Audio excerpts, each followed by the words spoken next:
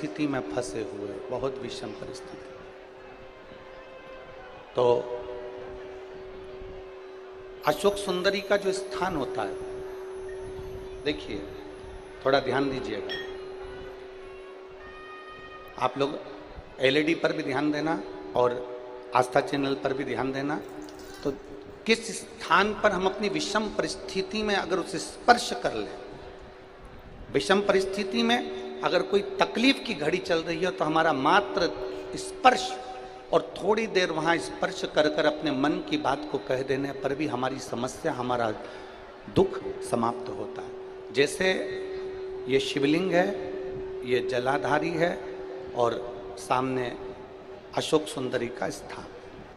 अब ये सामने जैसे अशोक सुंदरी का जो स्थान होता है, उस अशोक सुंदर वाली स्थान पर अपने हाथ, सीधे हाथ की 3 उंगलियां, मात्र 3 उंगलियां आप अगर स्पर्श करें और पंचाक्षर मंत्र नमः शिवाय, षडाक्षर मंत्र ओम नमः शिवाय या श्री शिवाय नमस्तुभ्यम का मात्र स्मरण करते रहें और कुछ देर उस स्पर्श करी हुई उंगली को थोड़ी देर रखने के बाद अपने हृदय से लगा के अपने मन की बात कहकर, भले आपने जल चढ़ाया नहीं चढ़ाया और अपने घर को लौट कर आ जाएं, वो विषम परिस्थिति टल ही जाती है, उसका समय का दुख तकलीफ नष्ट को टालने का स्थान।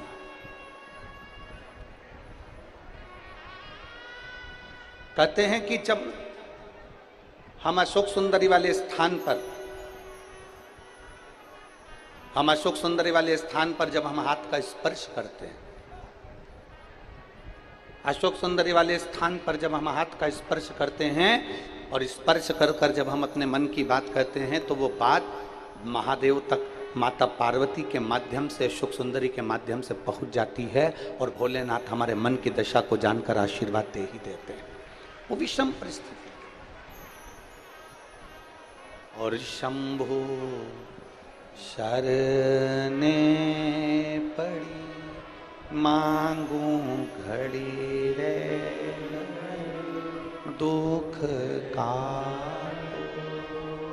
दया करी ने दर्शन। कोई याद करना, एक विषम परिस्थिति के समय पर अशोक सुंदरी की जगह का स्पर्श करना, एक विषम परिस्थिति के समय पर बेलपत्र के वृक्ष की मिट्टी का स्पर्श करना, या विषम परिस्थिति में घर की स्त्री, घर की नारी, घर की बहन, घर की बेटी, घर की दादी, घर की नानी, घर की माँ, उसके पास में 5 मिनट बैठकर अपने मन में हो रही क्षुब्धता को, अपने मन में आ रही विषमता को प्रकट कर।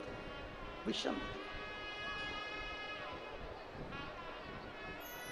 हमने एक बात पहले कही, आप लोगों के स्मरण में होगा, किस किसने सुना है? जिसने सुना होगा वो बताएंगे। हमने पहले कथा में कहा था कि नारी का आधा शरीर देवाधिदेव महादेव का होता है। सुना था कि नहीं सुना था? बोलो, जम के तो बोलो। सुना था ना सबने?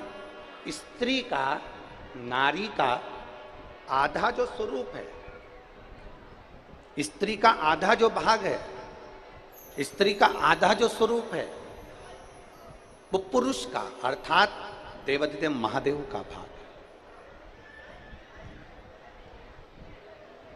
कई जगह पर कई लोग प्रवचन में कह देते हैं कि अपनी घर की पत्नी को कुछ मत बताओ। कई लोग कह देते हैं कि अपने घर की स्त्री को कुछ मत बताओ। कई लोग कह देते हैं अपने प्रवचन में, आपने भी प्रवचनों में सुना होगा कि घर की नारी को कुछ मत बताओ, घर की स्त्री को कुछ मत बताओ, कुछ मत बोलो, घर की स्त्री को आपके मन की दशा बताओ मत। कई लोग प्रवचन में ऐसा कहते हैं, पर शिव महापुराण कभी नहीं कहती। शिव महापुराण कहती है कि जब आपके मन की दशा में कुछ गड़बड़ी चल रही है, आपके हृदय को कहीं ठेस पहुंच रही है, आपकी चित्त वृत्ति को आराम नहीं मिल रहा, आपको बेचैनी हो रही है, आपके हृदय को शांति नहीं है, आपके हृदय को सुकून नहीं है, तो घर में जो स्त्री है, घर में जो नारी है, उसको बैठकर अपने मन की दशा जरूर बताओ, क्योंकि वो स्त्री नहीं, उसमें महादेव का आधा अंश विराजमान है। तुम्हारे हृदय की बात को वो जाने, वो विष का पात्र है। भगवान शंकर के हाथ में विष का पात्र है और देवादिदेव महादेव उस विष को पीने वाले थे और पार्वती जी देख रही थी। पति का चेहरा, अपने स्वामी का चेहरा, अपने पति का चेहरा पार्वती जी देख रही थी।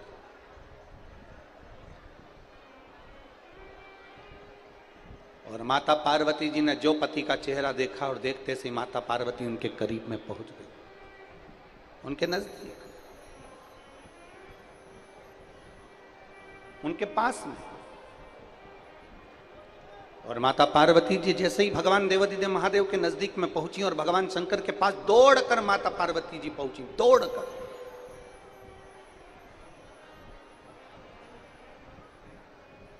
और पहुंचते से ही माता पार्वती जी ने शंकर जी के चेहरे की दशा देखकर भोलेनाथ जी से पूछा कि तुम्हारे हाथ में क्या है, तुम्हारे हाथ में ये है क्या?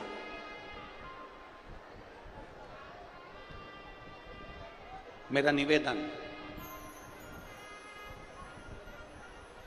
आस्था चैनल पर जितनी माताएं कथा सुन रही हो, भाई कथा सुन रहे हो, मेरे जीजा मेरी जीजियां कथा सुन रही हो, फेसबुक यूट्यूब पर सुन रहे हो या इस पंडाल में बैठकर सुन रहे हो, आपसे भी निवेदन,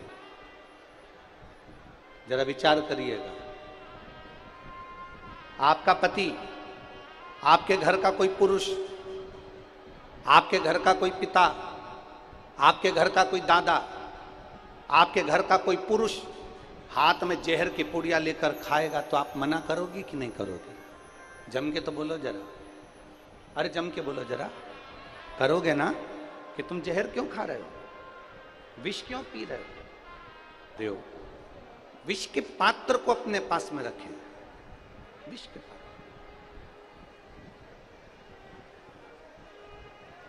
और विष का पात्र लेकर मेरे देवादिदेव महादेव बस पीने वाले हैं और पार्वती जी उनके पास जाकर पूछ रही है ऐसी कौन सी परिस्थिति आ गई, क्या हो गया? बाबा भोलेनाथ, आप विष पी रहे हो, ऐसी कौन सी परिस्थिति आ गई?